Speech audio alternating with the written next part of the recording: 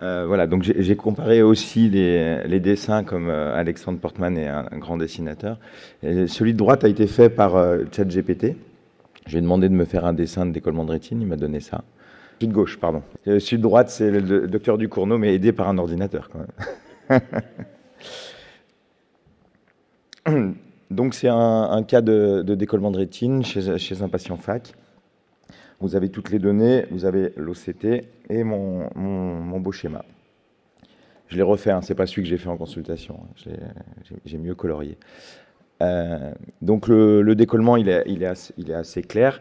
Il y a juste le pli rétinien circonférentiel inférieur qui m'embêtait. Parce que sinon, la stratégie est assez classique. Je vous laisse y réfléchir. Si quelqu'un veut dire ce qu'il aurait fait, ça paraît assez clair ce qu'il faut faire. Voilà. Difficulté, donc le pli, pas de vrictectomie, aucune nécessité d'en faire une. Il y a du volume, donc on pourra mettre l'indentation qu'on veut. Je suis quand même embêté par le pli. Je me dis, mon indentation sur la déchirure va-t-elle suffire à relâcher le vitré, ou est-ce que j'en mets une plus grande ou une en bas? C'est la seule question que je me pose. Ça, c'est pas le patient, hein, c'est une photo illustrative, mais ça se voyait pas du tout avant de l'opérer. Mais quand j'ouvre la conjonctive et que je vais sur le site de la déchirure, il y a une scléromalacie, alors pas aussi déformée que celle-ci, mais qui m'interdit complètement de mettre une indentation à cet endroit-là. Et donc j'ai fait comme on me l'a dit souvent et que j'avais rarement fait, je crois une seule fois avant. J'ai pas mis l'indentation en face de la déchirure, je l'ai mis en inférieur sur le pli. Voilà. 0,4 de SF6 avec quand même une ponction de chambre antérieure parce que ma ponction de liquide sous-rétinien n'était pas assez productive à mon goût. Voilà, donc on a une réapplication, quelques remaniements, 5 dixièmes, P4, là j'ai pas mal de recul. Merci pour votre attention et je voulais surtout lancer la discussion sur ces cas-là et montrer que le relâchement du vitré, qu'on la fasse sur la déchirure ou en face, enfin classiquement on dit de la mettre en face. Là je l'ai mis en bas parce que je voulais indenter le pli là où il y avait la rétraction du vitré et c'est un cas qui a très bien fonctionné, bien que le premier jour post-opératoire, c'est toujours pareil avec les cryoindentation. On se dit, est-ce que ça va? Et il était à plat, mais impeccable le premier jour, hein, chez un patient jeune en plus, qui a une pompe qui devait bien fonctionner. Voilà, pour dire que la scléromalacie est pas tellement gênante. Ensuite, une autre question que je voulais poser avec ce cas-là, c'est parce que j'ai eu peur quand j'ai fait la cryo. La cryothérapie, dans votre expérience sur les scléromalacies, non, mais je voulais être doux. Enfin, j'avais un doute sur la solidité de la sclère à cet endroit-là.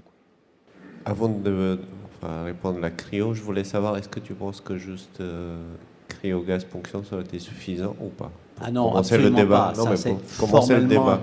Formellement interdit si tu as un pli rétinien circonférentiel. C'est un pli, effectivement. Okay.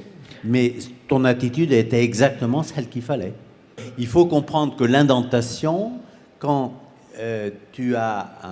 quand on n'a pas fait de vitrectomie, il faut bien imaginer que la galette vitréenne, c'est une galette frontale, comme ça, et que si vous appuyez là, vous relâchez là. Vous relâchez sur 360 degrés. Hein.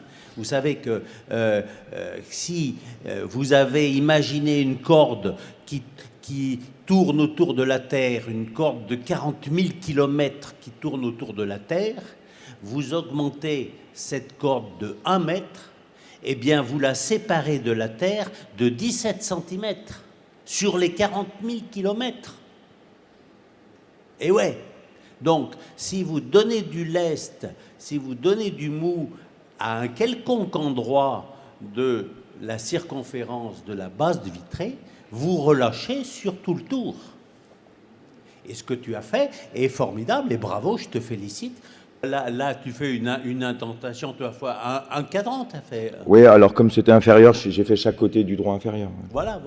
Un cadran, tu libères, tu prends 0,2%, 0,2 cc de place. C'est énorme pour une surface de vitré, une galette vitréenne.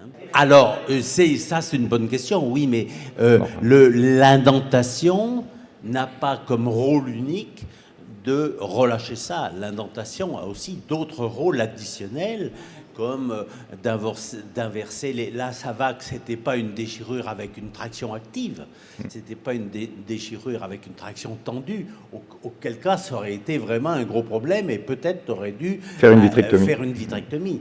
Mais bon, il y a la relaxation, il y a l'inversion des forces de rétraction, il y a tout, et puis il y a le petit plissement qu'on crée quand on fait une indentation. Attention, pas une indentation à l'éponge. Il faut bannir les indentations à l'éponge à jamais. Hein, ça, c'est. Mais toi, c'est une roue de neuf en silicone. Tu as fait, dur. voilà, avec une bande en silicone dure. Ça, il n'y a pas de problème. Ça marche remarquablement. Hein. Alors, donc, il vaut mieux le faire en phase de la déchirure pour faire jouer tous ces autres ces rôles additionnels à l'indentation. Mais le faire ailleurs, moi, je l'ai fait souvent en cas de scléromalacie et ça marche très bien. Ouais, une question que je me suis posée, c'est de ne pas faire la cryo opératoire, comme tu disais, Alexis, et de me dire qu'il allait être à plat avec mon geste et de faire du laser après.